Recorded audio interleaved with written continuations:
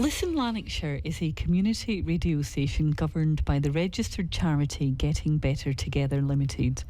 Therefore, the radio station itself retains political neutrality, and any political views or comments aired as part of political discussion programming or otherwise are not the views of Listen Lanarkshire, nor of Getting Better Together Limited.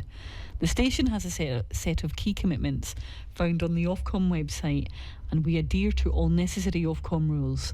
For more information or inquiries, please contact us at radio@shotshealthyliving.com.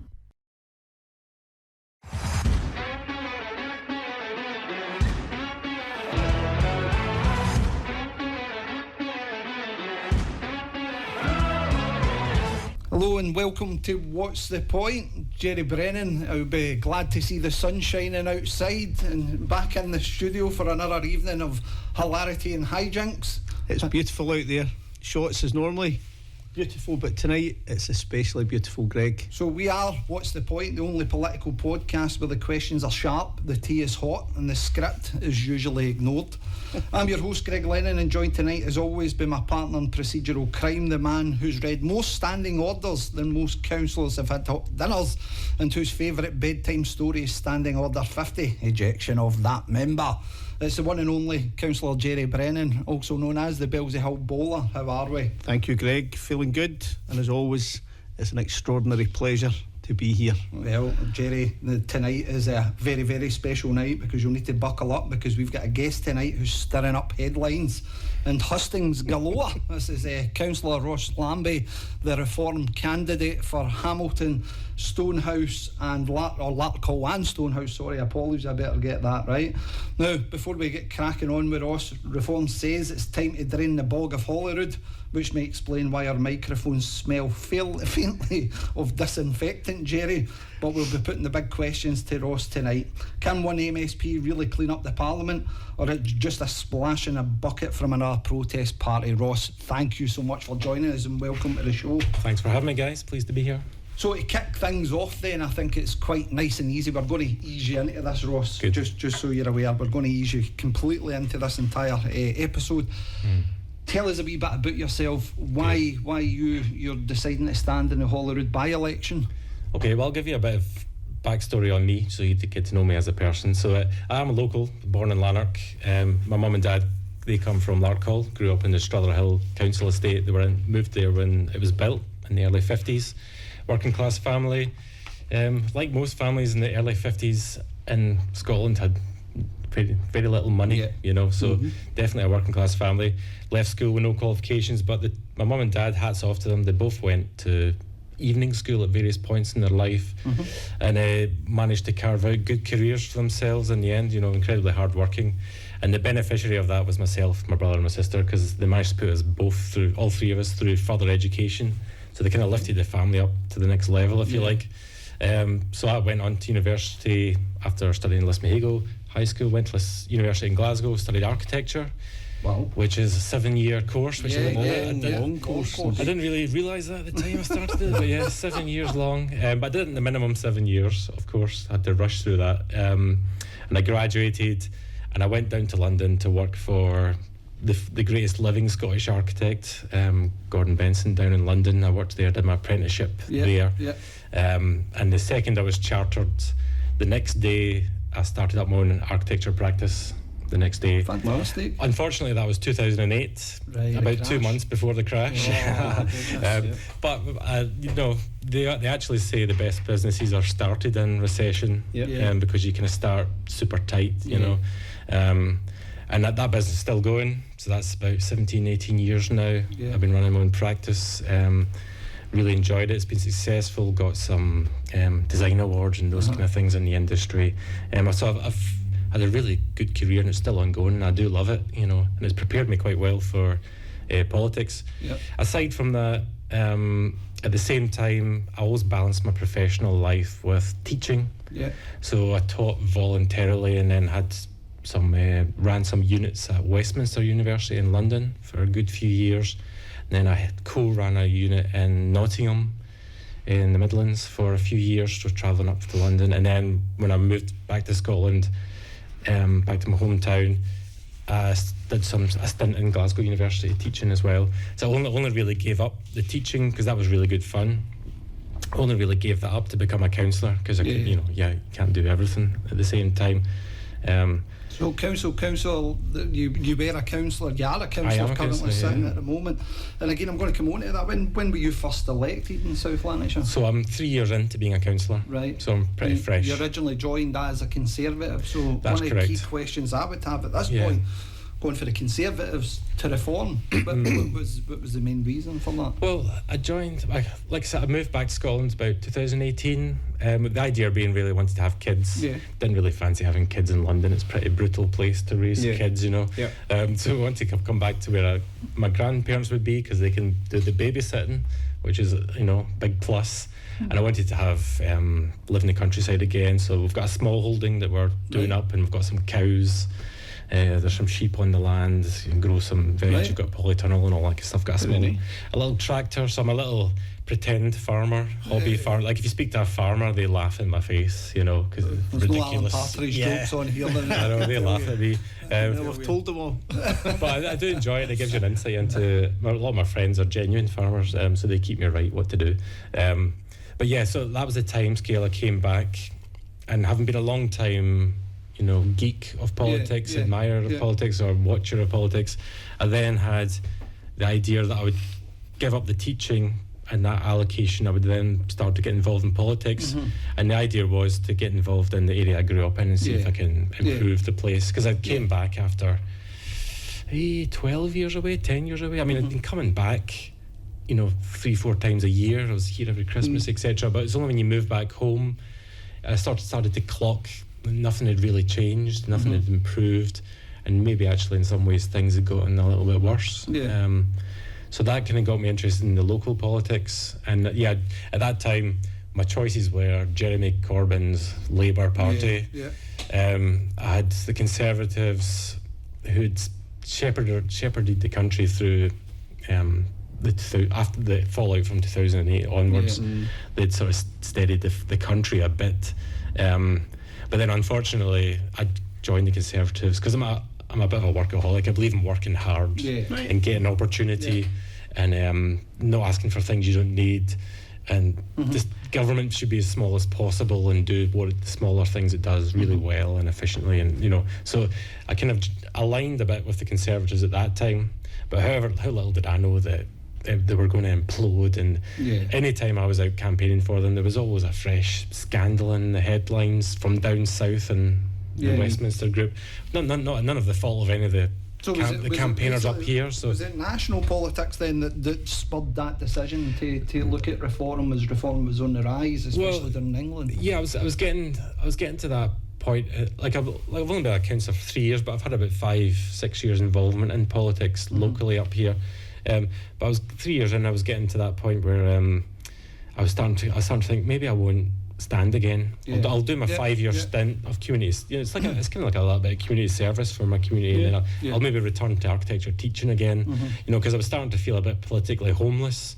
The Conservative parties had let us down. They weren't really doing Conservative things anymore. They kind of lost their old crux of being the bastion of the economy. Liz Truss kind of bonfired that. So I was struggling to find what common ground I had with the Conservatives anymore. So that's what. But then I actually think it's not a conscious decision. You've got an internal compass. And my internal compass shifted to reform. Right.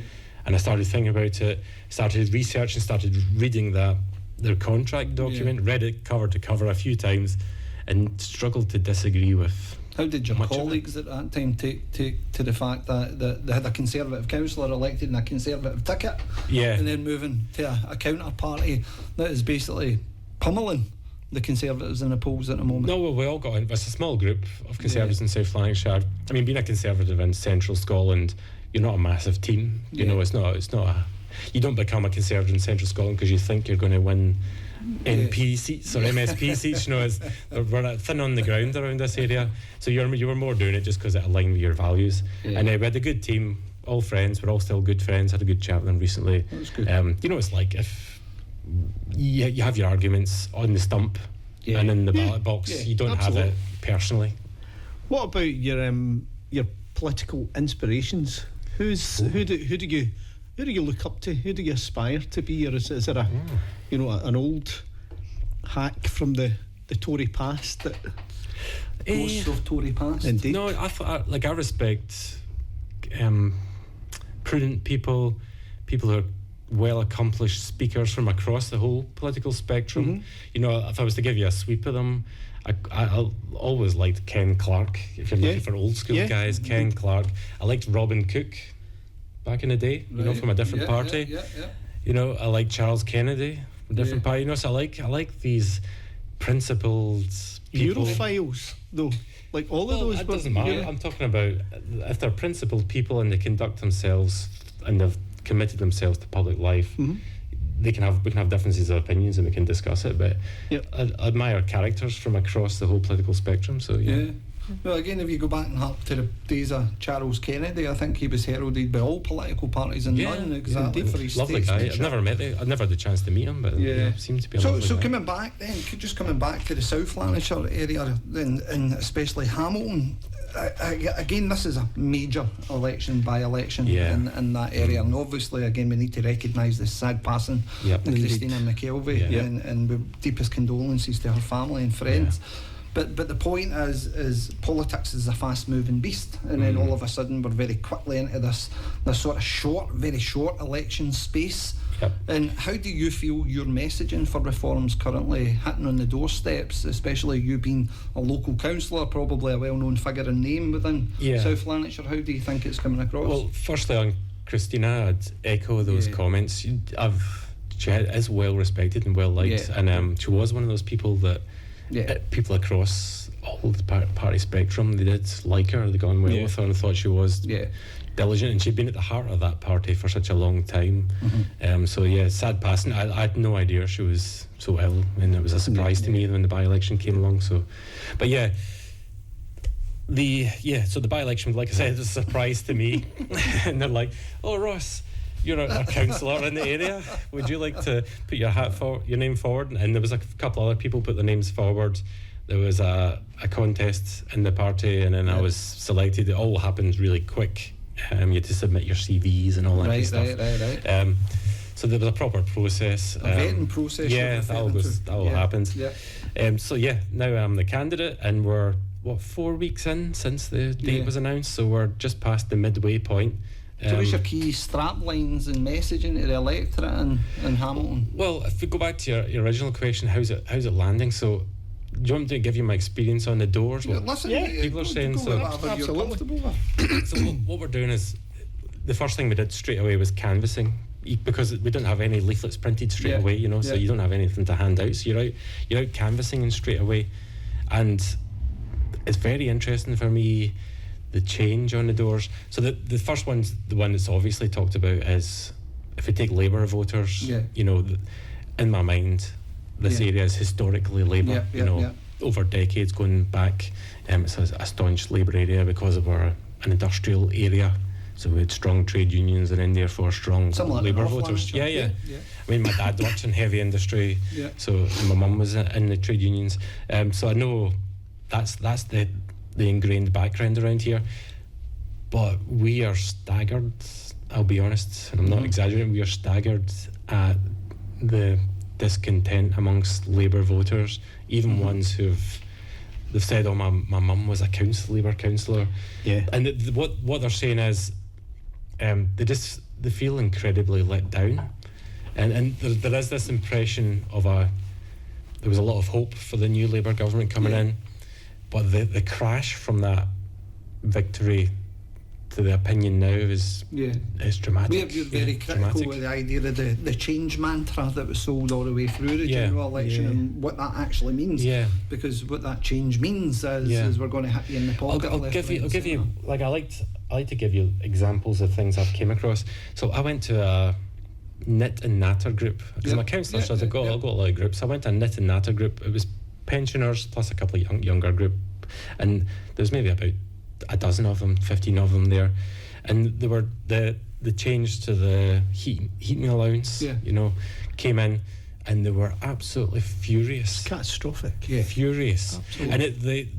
And the injustice in their mind was that they're sitting around a room, and there'll be two ladies that live next door to each other. One still has it, the other lady doesn't, and the only difference was the lady who doesn't get it anymore, she just so happened to have worked a job for a small period of time where she was given a small private pension, just a meagre pension, you know, like £30 a week is worth to her, you know, or a month, even £30 a month, and she was actually £10 over the threshold, so she was losing her 400 quid. Numerous stories. Do you know, that. we did a wee bit of work on that, Ross, just to identify in the North Lanarkshire context how many people were going to be losing out and what that was going to mean for the North Lanarkshire economy.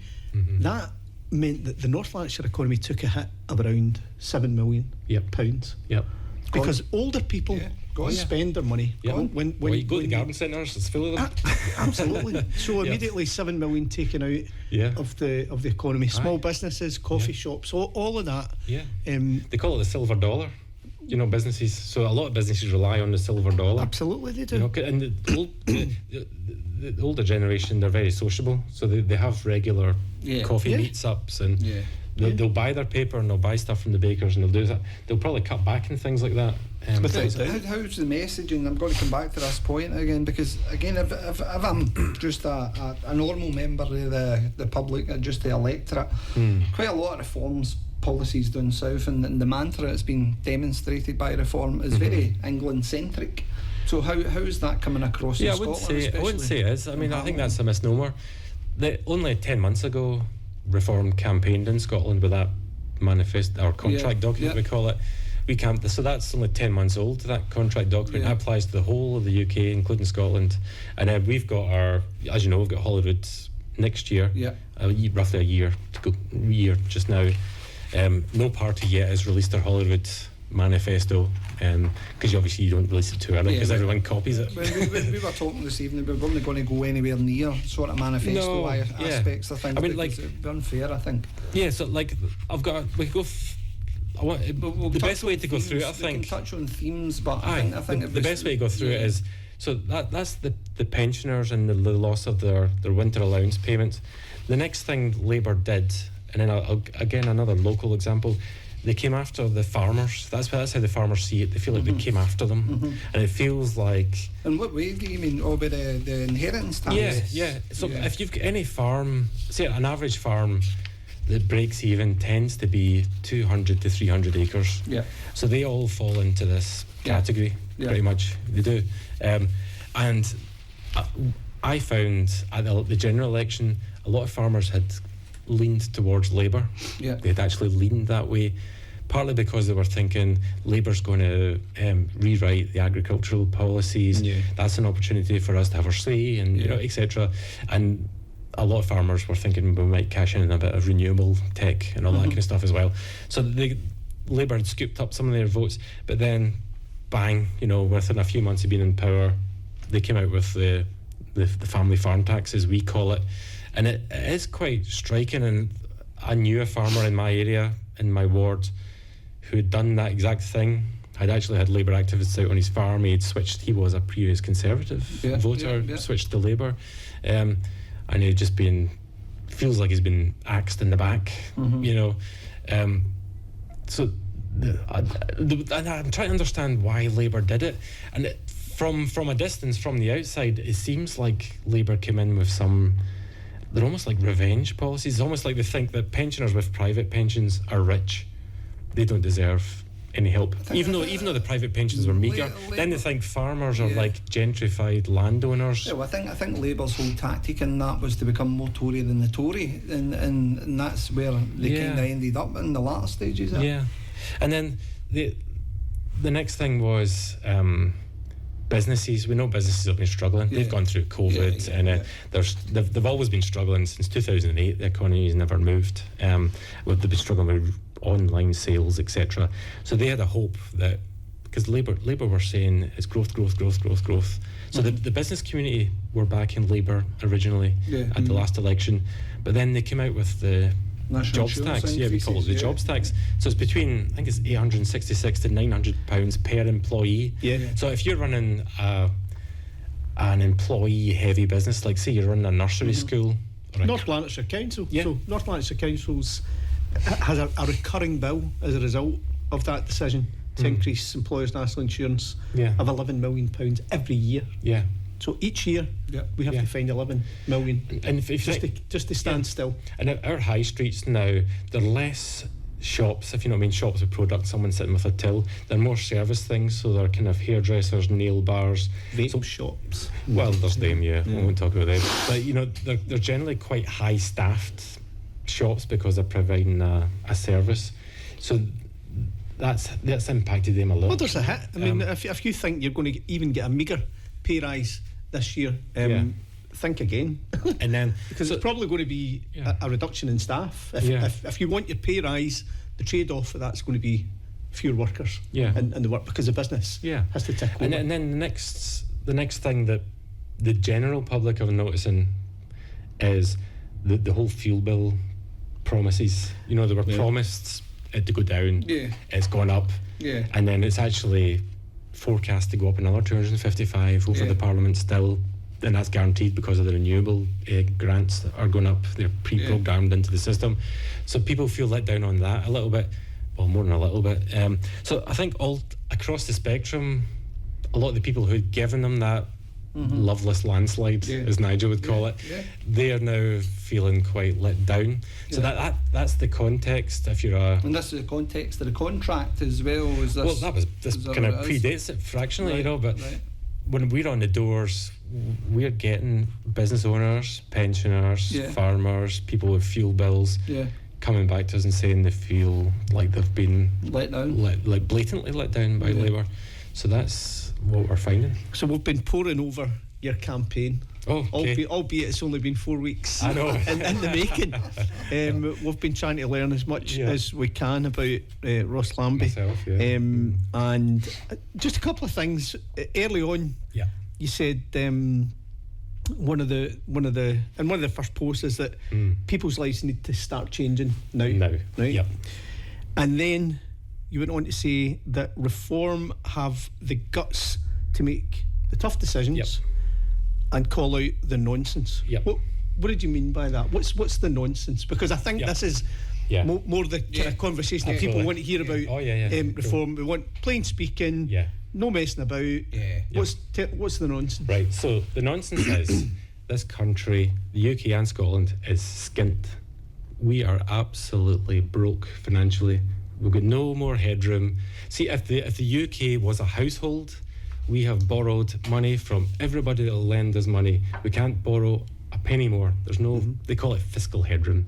So that means whenever the global economy has a hiccup, Rachel Reeves slices an arm off somewhere, and it seems slightly panicky. You know, they've come after the PIP payments recently. To make it like a household budget.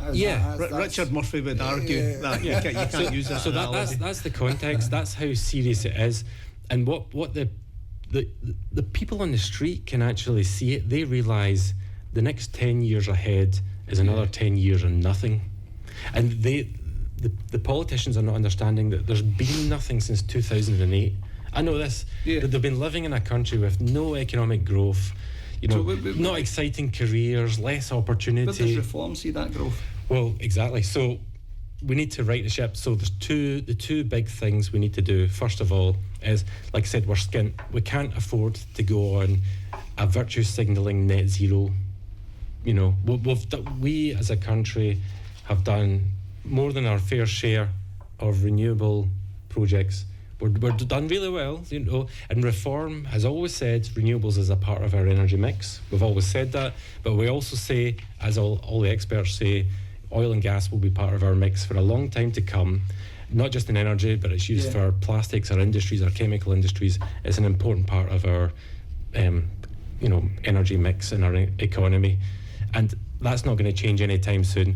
And what we've done is artificially mothball the North Sea. So we're actually if you go home tonight and boil your spuds and you've got a gas cooker, there's about a 50% chance you're using fracked gas shipped in from America to do that. So it's no surprise to me that your energy bill is higher. So within reform, because this is a subject that we'll come on to discuss properly in a second. Yeah. But within reform, there was that statement. I think it was drill as well. Yeah, that came in relation to the North Sea. Yep. Going to draw your attention to a couple of weeks ago last year, when Octopus Energy had highlighted that Scottish Power should be cheaper for all residents in Scotland. Or even free to a certain degree because of the renewable output, yet bills in particular areas like Hamilton are still soaring. Yeah. If you oppose net zero, then what would your plan be to ensure communities like Hamilton actually benefit for the power that they produce? Because I think that can't be ignored. You're talking about regional pricing? Regional pricing. I think I like the idea of it, but it's a dangerous way to think, because what stops other parts of the economy also being regionally priced? I find it quite a silo or reductive way of thinking. You know, for example, we don't produce as much grain as the southwest of England, so should our bread be £5 and their bread be 5 pence? Do you know, I'm being facetious, but you know what I mean? I appreciate that way of thinking. When we're looking at the price of bread, but the price of bread is no exponentially rise due to market caps, etc. You've got to accept there's national infrastructure that's located in certain parts of the country because natural attributes suit it. Well, if you take the wealth that Scotland produces, especially within the North Sea, and how that transpired, I appreciate that there's no more licences coming forward now. But again, if you look at the amount of natural gas and North Sea oil that can be produced, and then in addition to that, we also add renewables to that. Goodness me, we're the richest energy nation in the whole of Western Europe. But for some strange reason, our bills are far more higher than most. I think in one of that very same article as well, it highlighted that Scots are paying far more than their counterparts elsewhere in Europe. I think one of the arguments in Scotland, Ross, and you can, I don't want to comment on this or not, is that Scotland produces per head far more renewable energy than any other part of the UK, and yet the last unit pricing mechanism for it is still based on oil and gas, and until that's rectified, it wouldn't really matter how many renewable projects went ahead in Scotland. It wouldn't matter how many jobs were created through that. You would get the economic benefit of taxation and shops and all the rest of it. But in terms of the bill prices, they wouldn't go down at all. Well, it's all within our control. The oil and gas resources are ours. They're our nation's. So it's up to us. Would you stop selling it on the international market then, and take care of your own people first? Yeah, it's a supply and demand sell thing. The surplus. It's a supply and demand thing. You know, in Scotland, if you do a quick comparison, so in Scotland, the amount of oil and gas we extract, we get about £5 billion worth of tax revenue from that. If you take Norway, who has a smaller field than us, they extract £35 billion worth of tax revenue from what they produce. If we are just to match them, that would half the UK's deficit.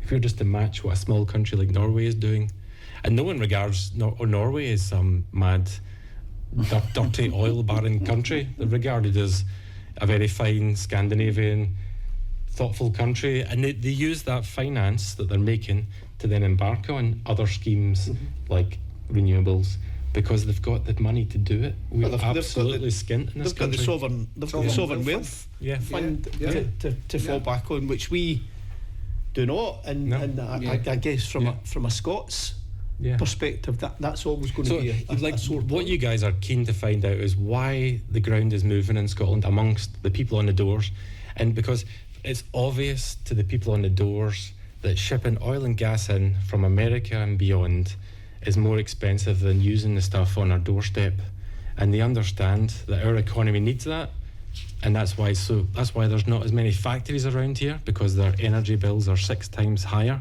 You know, they're not stupid.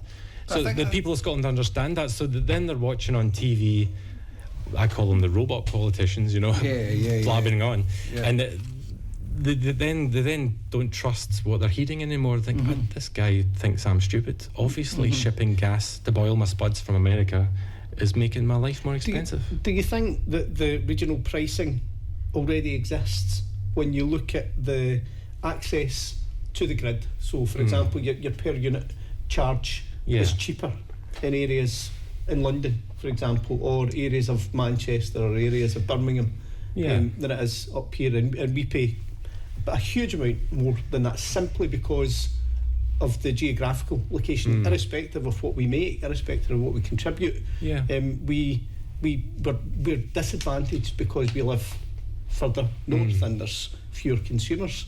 Surely government would look at that. Is that something that Reform would like to look at to ensure that there's a more even playing field for if you're a UK party? I don't see why not. For everyone across I don't see why not. the country. One of the like I said, I'm worried about the reductive thinking of regionality. But if there's unfairness, you'd never really want unfairness.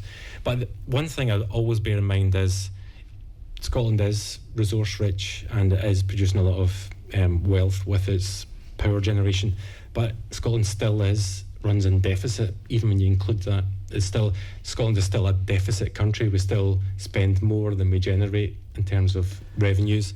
And I think other people would argue that. That's fine. There's only this is the ONS statistics. There's only one region of the UK which runs in surplus, which is the southeast, which is the London powerhouse, and it exports its surplus tax to the rest of the UK.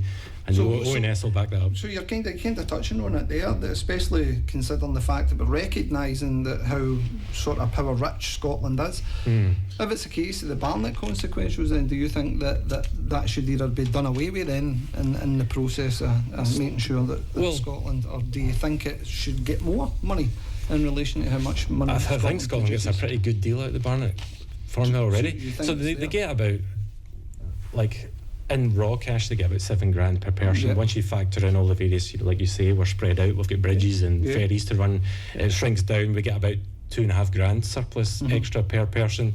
And that annoys people on the doors. They look at the Scottish Parliament, and what they see when you ask them, they see a luxury building stuffed with MSPs. They've been there for 26 years. The tax, they've got set higher tax rates in the rest of the UK and Scotland, and they also get extra budget, and they're starting to ask themselves, what have they delivered for that? And like if we're going to do the part political bit, the SNP have given us falling literacy, maths, science, sustained.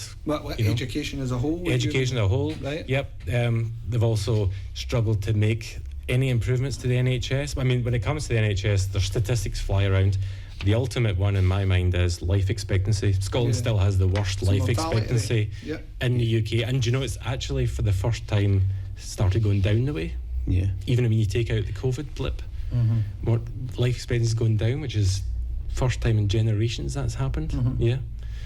So people are looking at this political establishment, and I hold all the parties in Holyrood and Westminster. So Reform increase the life expectancy. Well, I think it's the ultimate barometer of health in the country, surely. Just on the NHS, should we be using a US model? No, I know people like to take that out of context. It drives us nuts. Yeah, like Nigel said, and we've all said completely, the NHS is free to use, free at the point of use. The intellectual point Nigel was trying to make is, if you actually look at the overall size of the healthcare market in the UK, the public sector part of it, the private sector, but if you take it all together and compare it to, say, Germany, it's actually a lot smaller, surprisingly. Right. So that explains why Germany... So can we expect an American-style insurance to come to the UK under Reform? Would that be something that wouldn't be a far stretch of the imagination, especially for medical treatment, etc.? No, the idea is the NHS is still free at point of use. It's still going to be fully supported. The managers need gutted out there, to be honest. So you're saying it's a middle management top tier system? I've spoken to pretty senior consultants, and none of them have ever said to me the place needs more money. Actually,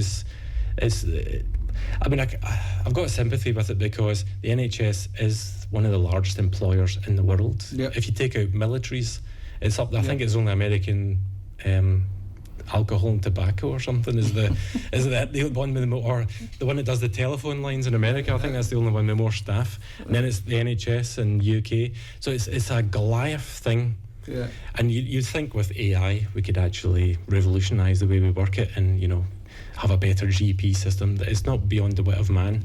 But like the people took a quote from Nigel when Nigel's making an intellectual point about the overall size of the market, because that's when you look at stats. If you look at Germany, they've got like twice as many MRI scanners than us. They've got something ridiculous, like 5 times the X-ray machines or something like that. Yeah. And you have to ask yourself, why is that? And it's just their overall healthcare, health coming up healthcare industry in relation to Hamilton. Is that coming up considerably?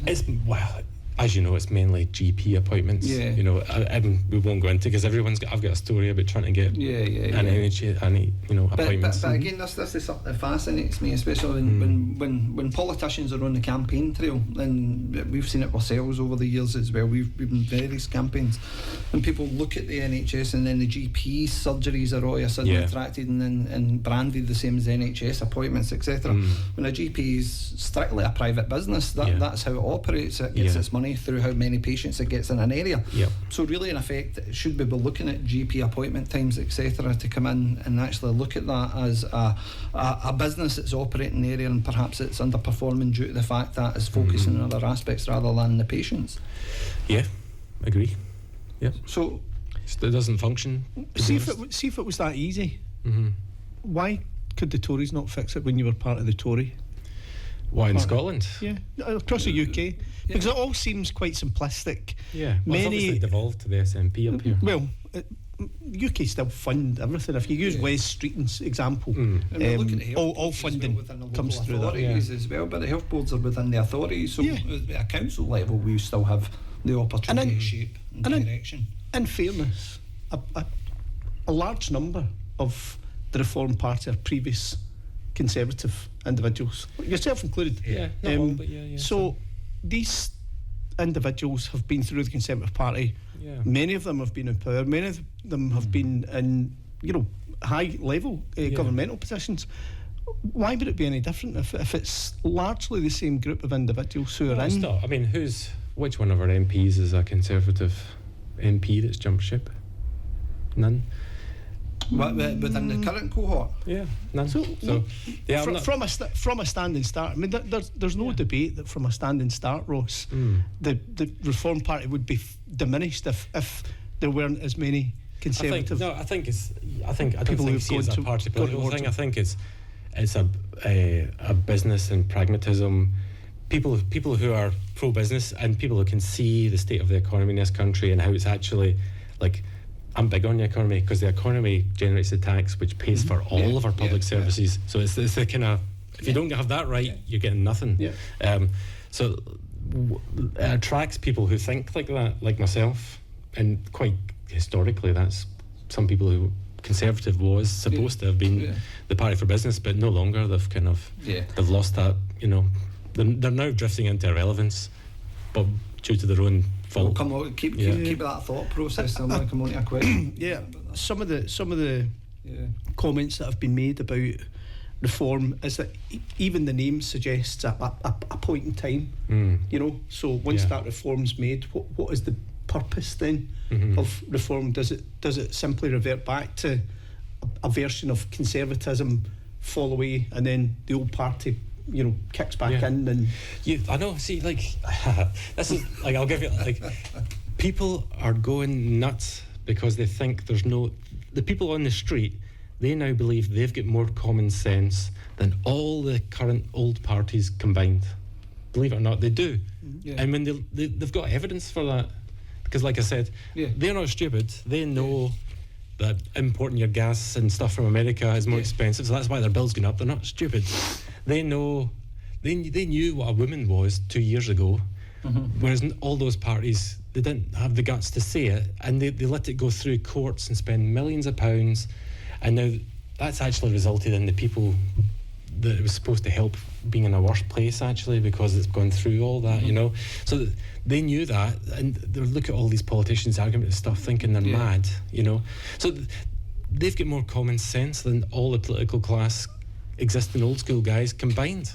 And that's what's driving them nuts. And that's why you're seeing this revolt. No, listen, I think it's a case that people are kind of tired. Yeah, and the same with the migrants. Like, I think that even in Scotland, the two-party system that currently exists. We've spoke about it many times. And it's the same with the migration thing. Yeah. Like, we know it's a small number. It's about 17,000. You know, that's not the thing that's making us run out of school places or GP places. That's the legal migration.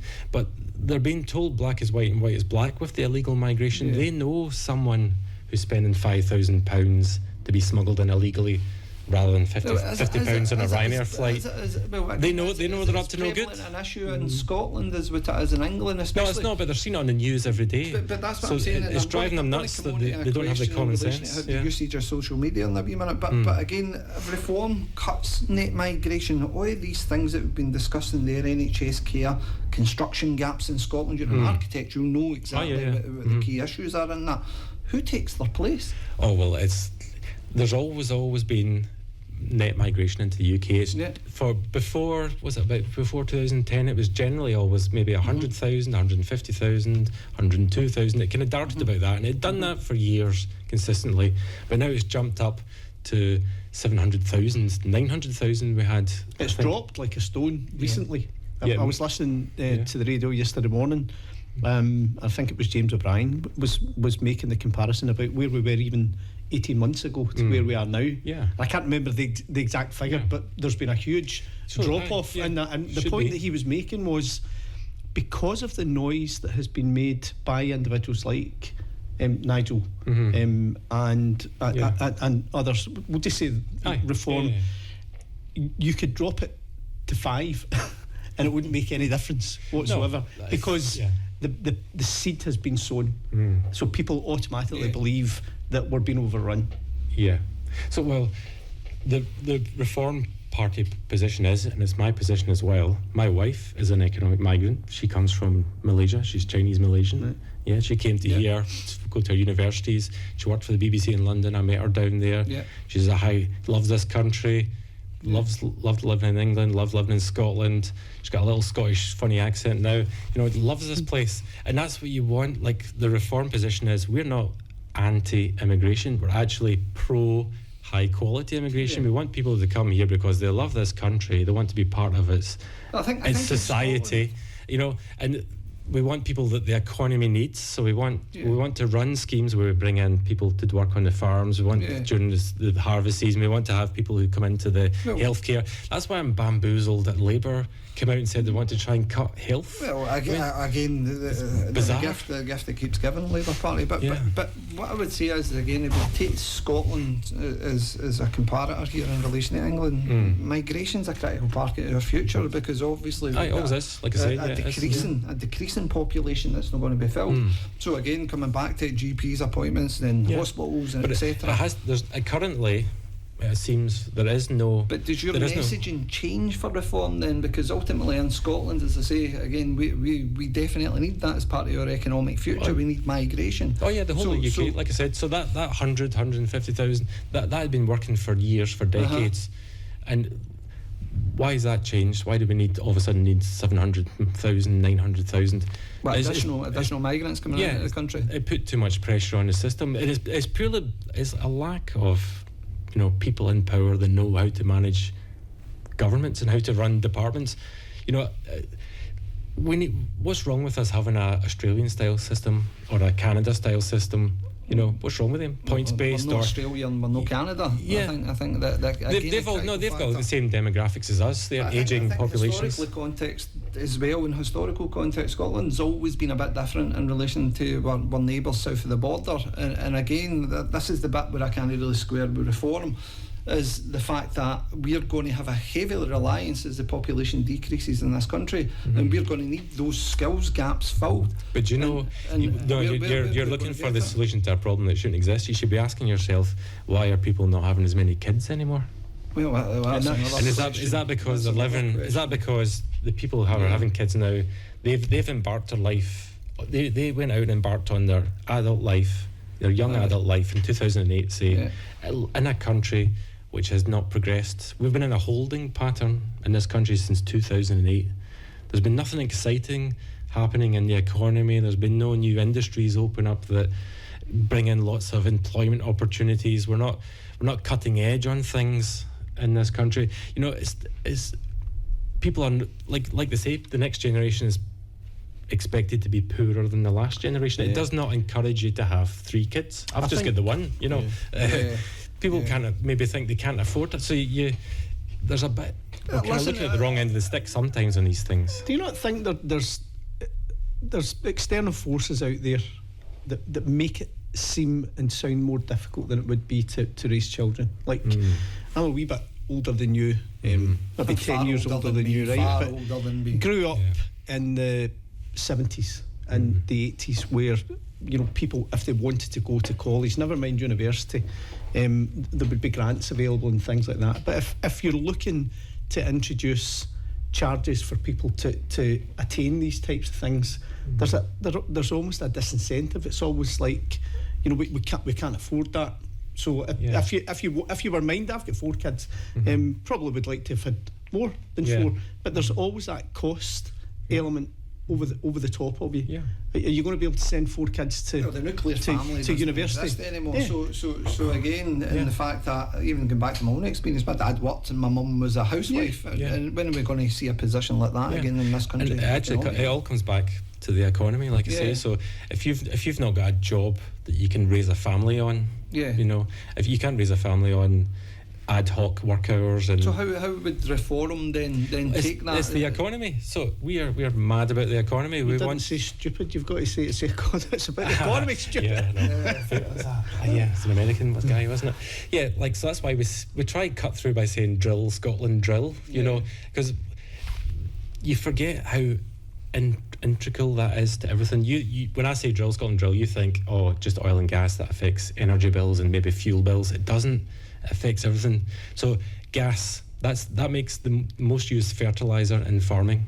Natural gas. So that affects the price of everything we produce. The price of grain, you know, the most biblical commodity, which then affects the price of pasta and bread.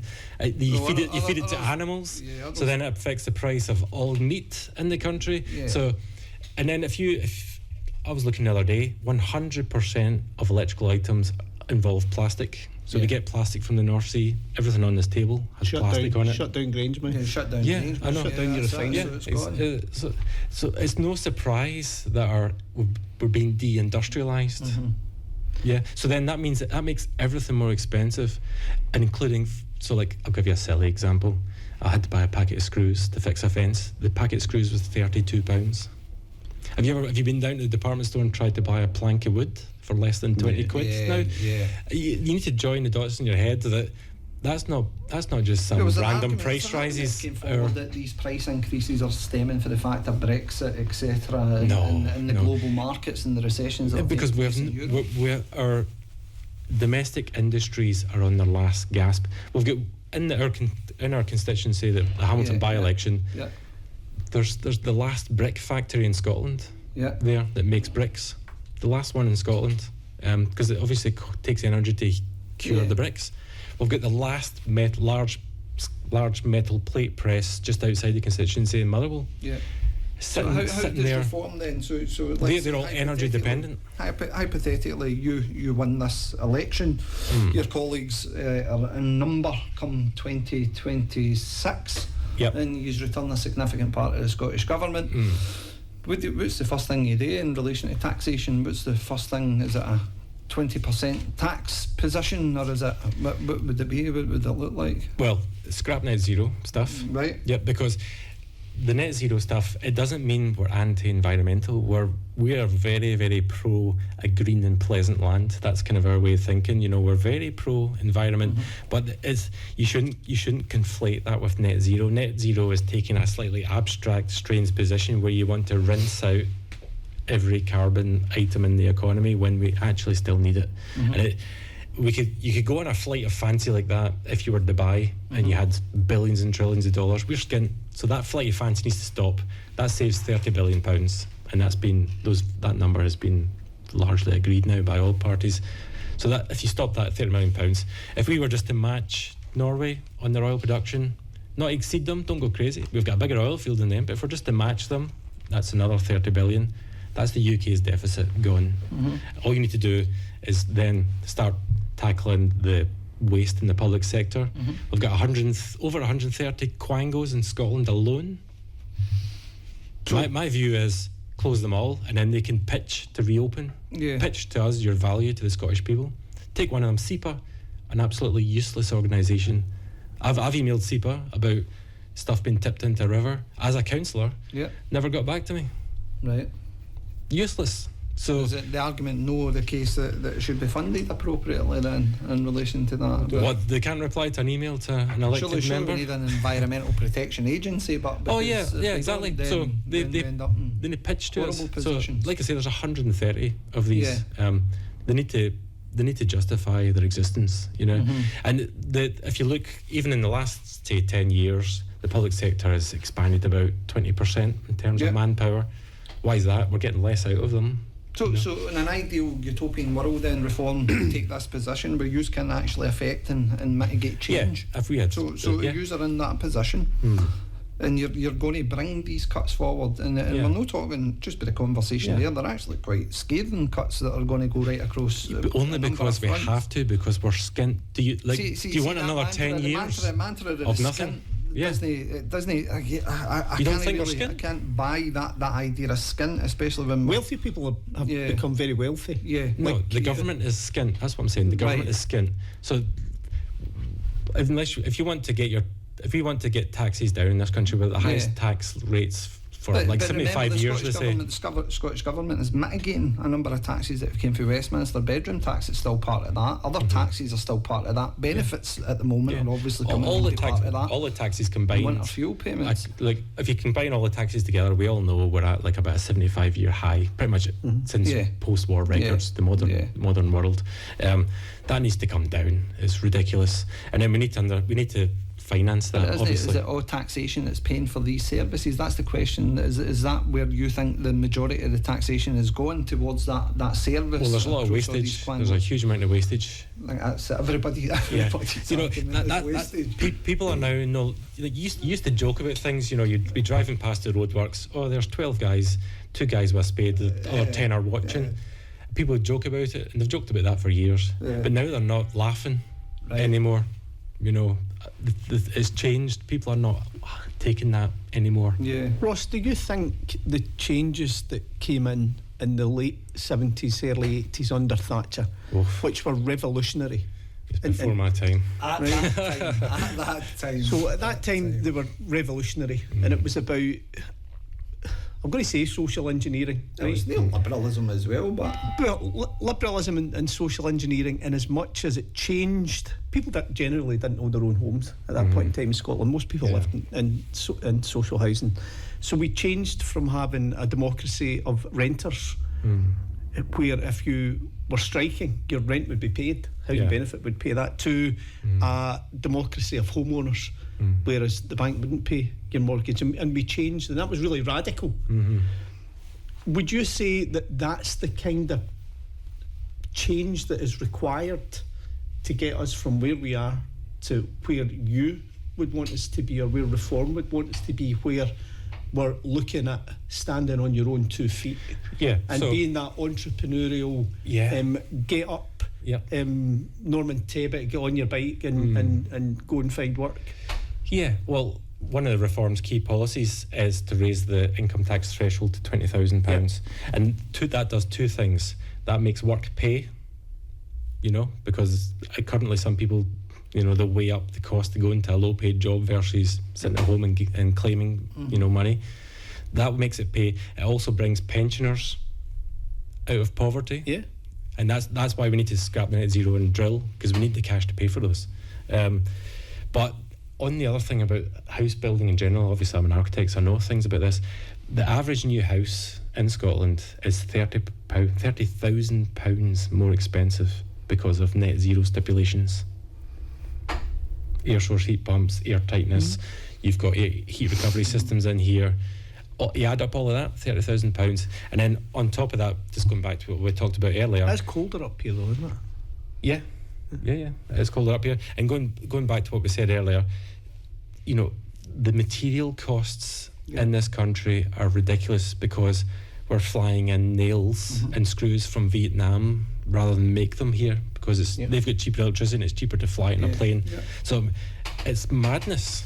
So that's why a house is now £250,000 in Scotland to buy a new starter because house. the markets dictate it to be that way, but because but also the construction markets are costs. stipulating that they want to make profit in absolutely everything. So let's use this global economy in how we capitalise in other countries. Yeah, one of the other it probably is controversial in the reform contract with the people is to get rid of inheritance tax.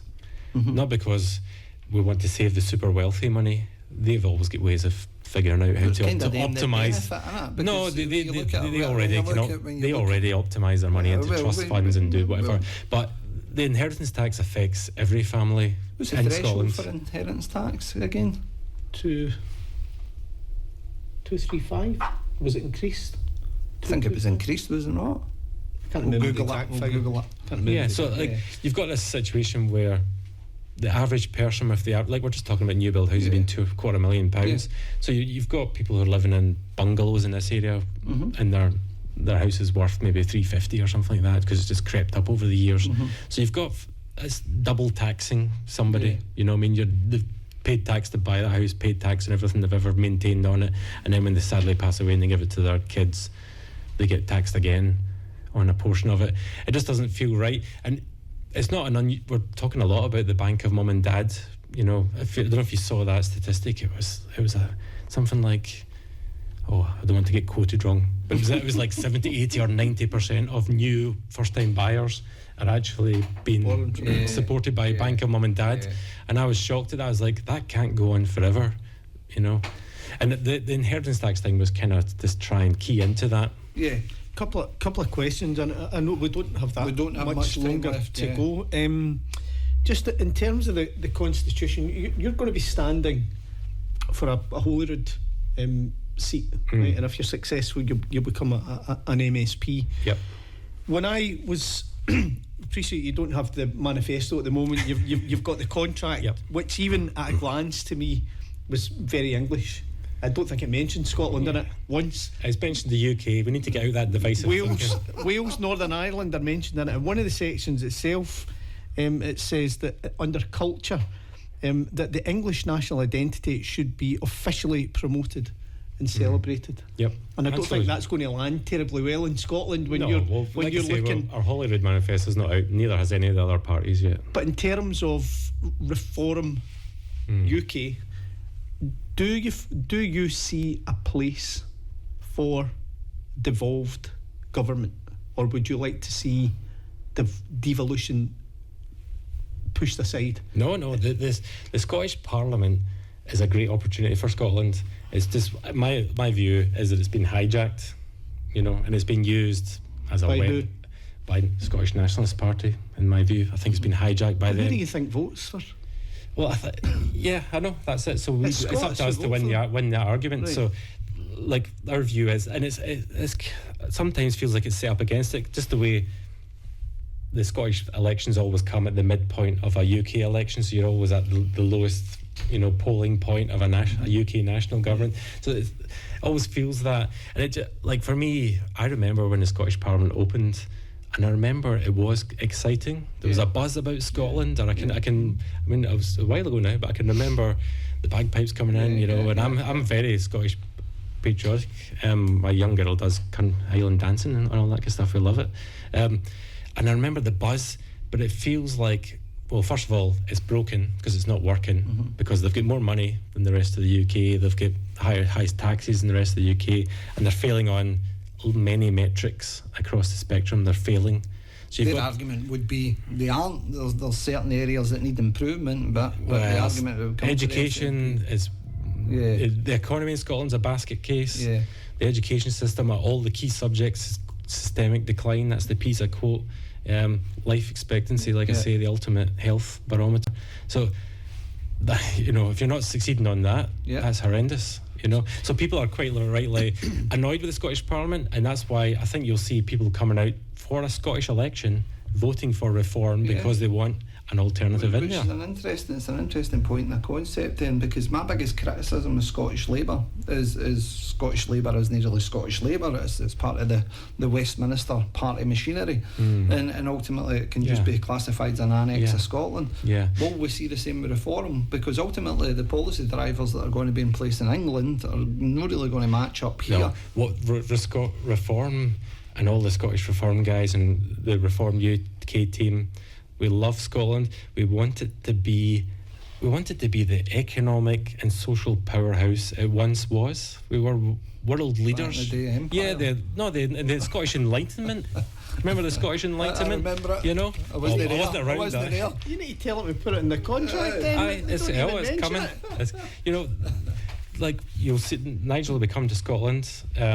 Is he going to be part of your campaign through? He'll be passing. Yeah, he'll be in the constituency. Yeah. I'm very vigilant. We've no got you for much longer, right? Yep. But I do have one question. Well, for I've you got one more from this one. Okay, I'm right, going to go first. Go for it. Is this the worst ones coming? No, absolutely not. Listen, this is a chat, and whether people like it or no, our biggest thing here is it's not to attack you or to attack reform. It's the biggest thing for us to get an understanding. Yeah. That's what it is, and especially an understanding of where this political momentum is coming from, and what's sort of driving it on the doors. Yep. My question for you would be: as John Swinney a couple of weeks ago took that massive step to bring all parties together to have that closed door meeting, and reform was blocked out. How did that feel standing as a candidate for reform, especially in the Hamilton by-election, to have that element that nobody wants to speak to you? Yeah, we see it for what it is, which was a pure political game. That's it. So our view on it is the SNP in Scotland and Labour in their short-term in government so far, their records are so poor they can't campaign on that moving forward. They need a bogeyman, and their Conservative bogeyman has got a limp and is drifting off. He's gone home, so they now need a new stalking horse that they can frame as their bogeyman, and they've decided to choose Nigel and decided to choose us. So all they can do is cast aspersions and throw mud at us, so we can take it. We'll take it and we'll fight our corner, and that's all it was. And for him to do it, the bit that we found distasteful beyond belief was him using it from his First Minister platform. And then bringing in churches and things like that. That was very distasteful. That really annoyed us and our supporters. Over to you. Finally, law and order is a key aspect of any working society, and one of the, again from the contract, it talks about common sense policing. So the relationship between the police and communities is really important. The contract speaks about common sense policing, not woke policing. What does that mean? Arresting people for Facebook posts would be a good start. Breaking in houses and handcuffing people for that. That aside. What do you mean that aside? I think that's quite important. That would be it. No, it is common sense policing. Like, do you know, because I'm a councillor, I'm in the privileged position where I do meet the police inspectors for the area. I probably see the community police officers every month, to be honest, at various meetings, and I ask them what's filling up your time, and the amount of what we would call policing, the bill, back in the day, is very small. They're going round doing things. They have to attend in order to assist an ambulance with a mental health crisis. It'll be he said, she said, neighbour disputes about a fence panel and things like that. There needs to be a greater emphasis on intelligence onto who's committing the crimes, organised crime, that kind of stuff. And we're constantly adding things to the police's job book, which is distracting them even further. Do you want them then policing who's using which toilet? We don't. I think British politeness had dealt with that perfectly fine for 50 years, and then a bunch of politicians decided to try and use blunt legislative tools to set it all out. That very argument, actually. That's what woke at its nub. What I believe wokery is. What is it? No, that's a legitimate question. See if you Google what woke is, you'll get 5 different answers. Right. I'll give you my answer to it. Woke is, in this country, is an attempt to legislate British polite society. To legislate British polite Yeah. society. Yeah. Right, okay. Yeah. It's an interesting take on it. Mm-hmm.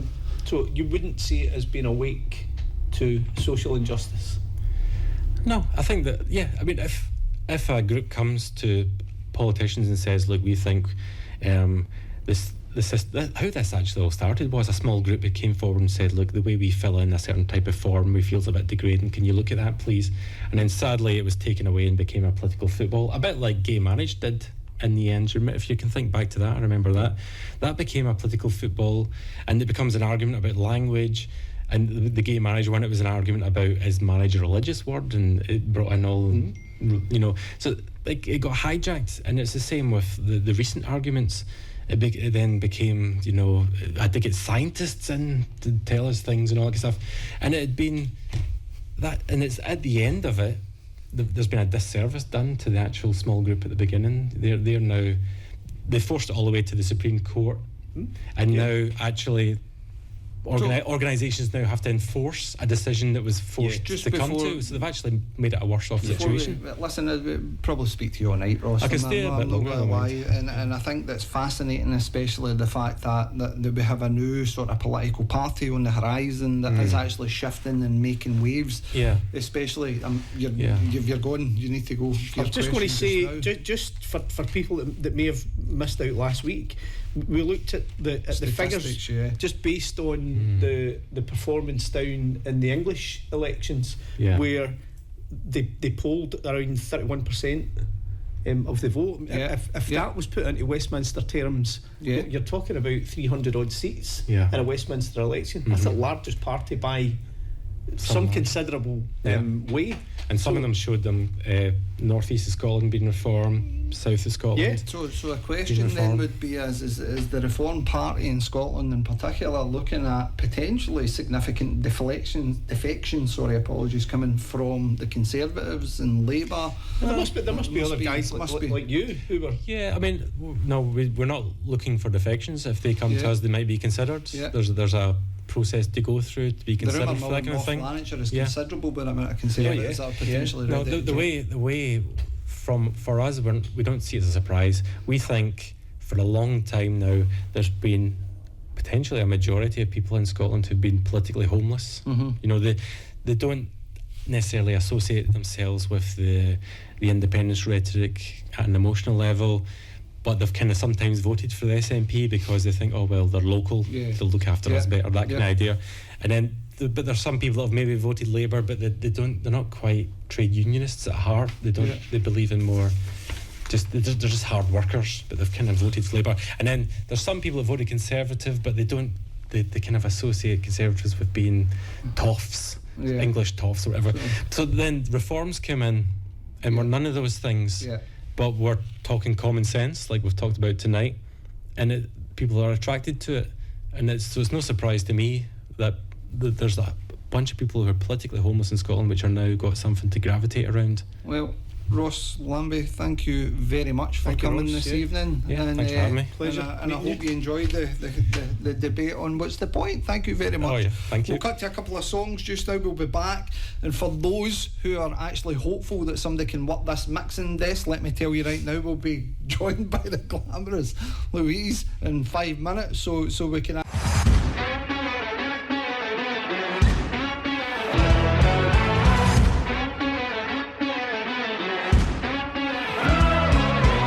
Hello and welcome back to What's the Point. So we've just finished up with Ross Lambie, candidate for the Hamilton by-election for Reform. Jerry, some very interesting points and topics discussed there with Ross. Bonfire of the Quangos. Bonfire of the Quangos. Absolutely. Talking about Scottish Water, SEPA, all of these organisations that have become household names. Yeah. All potentially for the chop under Well, a reform government. Just for those listening at home, we are joined by our very, very good friend Louise Murphy, who's absolutely shattered because she's had enough political chat this evening. And a full day at work. And a Thank full you. day at work. So we'll try to keep the discussions limited. We've got about Limited and light, please. yes, limited and very light.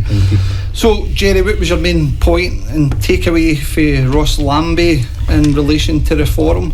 I think, as we spoke about earlier on, Greg, it's whether we agree or disagree with guests coming on the show. I think from the perspective of political engagement and political education, it's important that we hear from them and we give space for them to articulate what it is that they want to say. I thought, we've spent the last few days kind of poring over reforms offering. Understandably, it's too early in the political cycle for them to be sharing manifestos, pledges, given that the Scottish Parliament elections aren't until next May. But we do have the reform contract, our contract with you, it's called, and it is interesting reading. And the point that we did make to Ross is it does cater very much it's English to the English audience rather than the Scots audience. So I think in terms of making that a wee bit more palatable, that they're going to have to do a wee bit of work on it. Louise will be covering over the next number of weeks every candidate practically standing in the Hamilton by-election. Pretty much. And you had an interesting guest this evening. Yes, so earlier this evening, so to kick off the series of candidate interviews, I had Donald Mackay, UKIP spokesperson, come in on my show earlier today, and he was representing the UKIP candidate Janice Mackay, his wife. His wife, confirmed that. But Donald's a good friend of Listen Lanarkshire. He's been in at the studio before, and it's like what Jerry was saying a few minutes ago. It's all about taking the opportunity, like if you're given a platform or an opportunity to engage with the voting public or local residents, then it's good to see. And it doesn't always happen that these smaller political parties get the opportunity, but here at Listen Lanarkshire, we like to give everybody equal opportunities. Quite right. I think the closing debate is one of the most frightening things for me, because ultimately you can disagree with what these political parties are saying and the positions that they're taking in certain aspects, but with shut debate, then really in effect I think that would be a sad indictment in Scottish politics, because ultimately the platform has to be there regardless whether you agree with the opinion or you don't. They have a right to share that opinion, and if there's an electorate there that's looking to try and vote for these individuals and these parties, then so be it. So it should be part of the discourse. What's going to be interesting, I think, over and it may not be too evident in the Hamilton, Larkhall and Stonehouse by-election, but it certainly will come to the fore, I think, next year for the Holyrood elections, is the areas where reform have tended to do really well, where the no vote was prevalent down in the English counties in particular, and I just wonder if that will change. Do you think you'll see a rise up here, especially because I found it fascinating that we had a reform candidate on, and not once was the constitutional question mentioned in relation to anything reform at present, or no campaigning against being the party to stand against the SNP and independence. Well, you could have asked. We could have, but we wanted to see. In fairness, I didn't want to go down that road. I didn't want to go down that road, but what I thought was fascinating is I think that's one of the first politicians that I've heard who's no came on with a mantra right away to say, well, we're going to be the party to stop the SNP from a referendum. I know that they could potentially take it there, but again, coming to the constitutional point. Yeah, I mean, going back to the contract with you, Reform UK's main document, there's a section on the Constitution, but Scotland's not mentioned in it, and devolution isn't mentioned in it.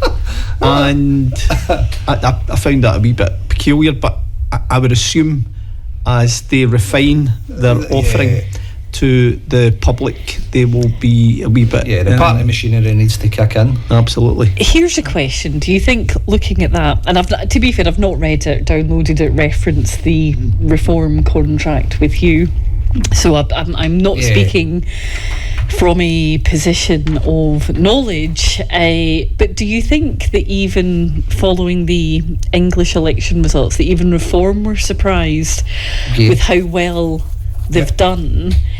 And now they're kind of like, well, we were focused on England and Wales, but now, there's maybe an opportunity for them to kind of have a. I'm going to use the word broader appeal. It's only because I can't. I'm really tired. But they're now maybe going to have to go back and think. Actually, we might have to do like a credible threat in Scotland. But then again, is their offering kind of viable across the whole of the UK? Mm-hmm. Or is it? I mean, I don't know. I'm just kind of thinking off the top of my head. What's a legitimate question? I think it. I think it might be right. And I think when the first thing that struck me when I picked up the document was the imagery that's used and the language that's used, because it is to evoke. Yeah, and it's emotive. Absolutely. So. Could we get Jerusalem playing in the background, please? Well, no, it was. And come on, Greg, get that Spotify on. Ross did almost. I've got a soundbite for you. He did almost play it. But we'll wait to hear this. Wait there. I'm so rubbish at this. Right, give me a wee second. Let's see if I can remember how to do this.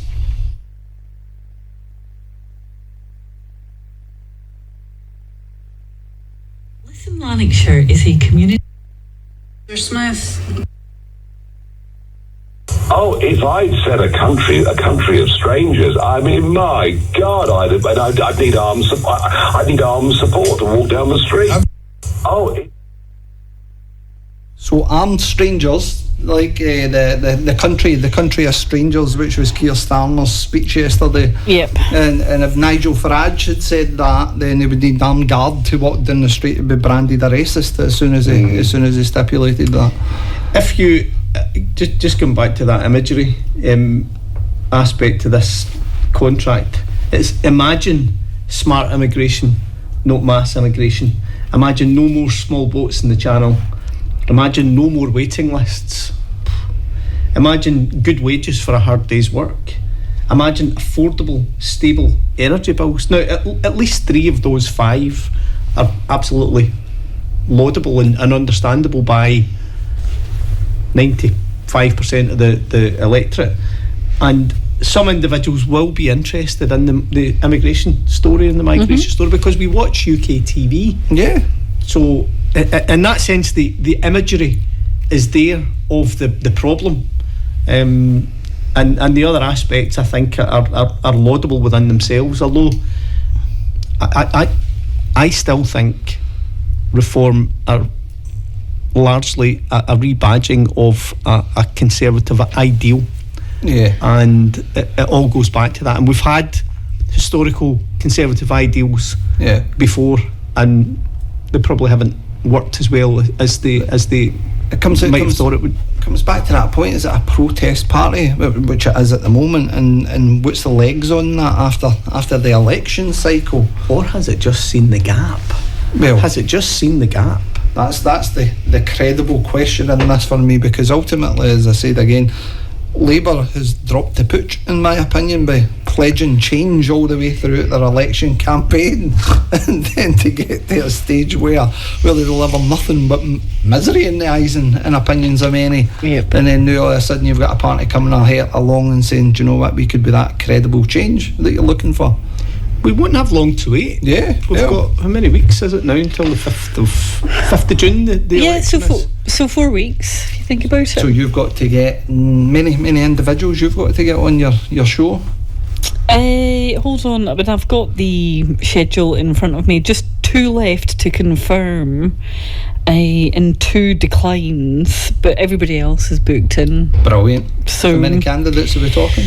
1, 2, 7. 7 of the 10. They've confirmed. That's brilliant. Excellent. Brilliant. So people will be able to hear on Listen Lanarkshire a significant debate taking place in relation to the candidates, what their sales pitch is, what they're going to be standing for, and how they're actually going to represent the good residents of Hamilton, Stonehouse and Larkhall, which has become a hotly contested seat. Indeed. For a 12 months. Is it 12 months? Will it be 12 months that are elected? Or 11 months. 11, Much change can you make in 11 months as a solitary MSP? Who knows? But anyway, that's us. We're about to kind of wrap things up. Again, we're available on all social media channels, YouTube, Facebook, TikTok, etc. Our podcast will be live as of Thursday. If you get the opportunity, we would obviously highly recommend listening to Louise Murphy's show just before us for great political and topical debate. And in addition to that as well, next week we'll have a special guest who we're not going to name at the moment. We'll put that out on social media later in the week. But we are kind of edging ever closer to the constitutional debate, unfortunately for us, because it was somewhere we didn't want to go, but now we're being forced there because we've had reform candidates, etc. And now we're going to start to talk about the big questions in Scotland and where we're going to be leading. And I think next week's guest will be able to highlight a number of significant factors. I'm excited already. Are you excited, Jerry? Your face is definitely there, Jerry. Definitely there. So, ladies and gentlemen, without further ado, thank you very much for listening to What's the Point, and our very huge thanks to Louise Murphy, considering the fact she's absolutely shattered and she's gave us 10 minutes of her time, and we're greatly appreciative of that. Oh.